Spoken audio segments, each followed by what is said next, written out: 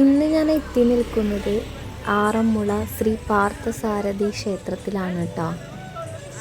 കേരളത്തിലെ ഏറ്റവും പഴക്കം ചെന്ന ക്ഷേത്രങ്ങളിലൊന്നാണ് ആറന്മുള ശ്രീ പാർത്ഥസാരഥി ക്ഷേത്രം.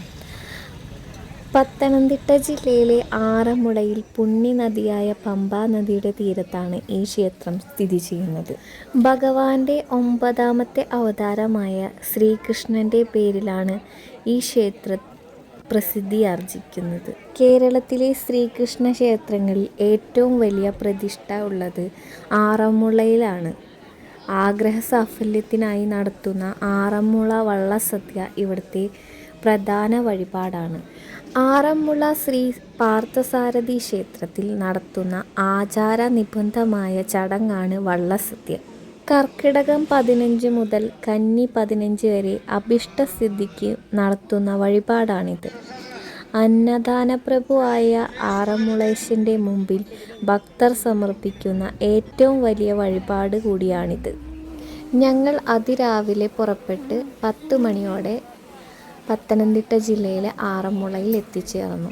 ഭഗവാനെ ദർശിച്ചതിന് ശേഷം വഴിപാട് ചടങ്ങുകൾ നടക്കുന്ന സ്ഥലത്തേക്ക് പോയി.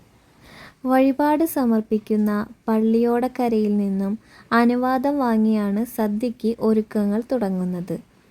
വഴിപാട് നടത്തുന്ന ഭക്തർ അന്നേ ദിവസം രാവിലെ ക്ഷേത്രത്തിലെത്തി കൊടിമരച്ചുവട്ടിൽ നിറപറ സമർപ്പിക്കുന്നതോടെ ചടങ്ങുകൾ ആരംഭിക്കും.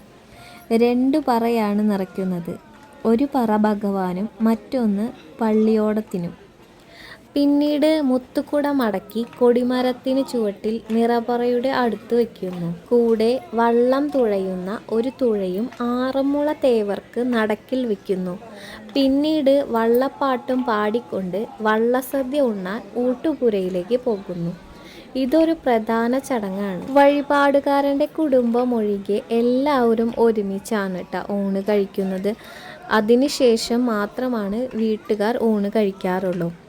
വള്ളപ്പാട്ടിൻ്റെ കൂടി ചോദിക്കുന്ന വിഭവങ്ങൾ ഉടനടി സദ്യയിൽ വിളമ്പും. അതാണ് വള്ളസദ്യയുടെ ഏറ്റവും ആകർഷണമായിട്ടുള്ള ഒരു കാര്യം. ചോദിക്കുന്നതൊന്നും ഇല്ലെന്ന് പറയാൻ പാടില്ല അത്രേ. പിന്നെ വള്ളപ്പാട്ട് തുടങ്ങും. അഷ്ടമംഗല്യ വിളക്കും നൽകി വീണ്ടും ക്ഷേത്രത്തിന് പ്രദക്ഷിണം വെച്ച് വടക്കേ ഗോപുരത്തിലൂടെ വള്ളക്കടവിലേക്ക് ആനയിക്കുന്നു. വഞ്ചിപ്പാട്ട് പാടി കാരക്കാർ എല്ലാവരെയും വള്ളത്തിൽ കയറി വന്നതുപോലെ തിരികെ വള്ളപ്പാട്ടും പാടി തിരിച്ചു പോകുന്നു. വള്ളക്കാരെ യാത്രയാക്കി കഴിഞ്ഞാണ് വള്ളസദ്യ നടത്തിയ വീട്ടുകാർ സദ്യ കഴിക്കുന്നത്. അതോടുകൂടി വള്ളസദ്യയുടെ ചടങ്ങും അവസാനിക്കുന്നു.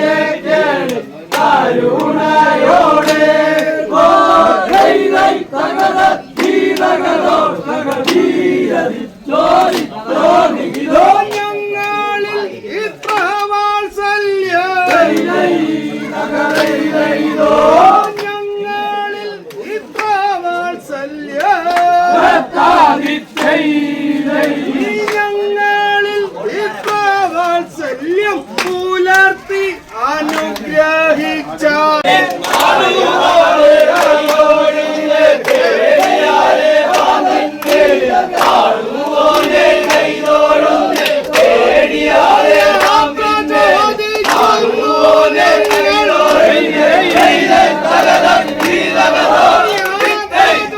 Hey,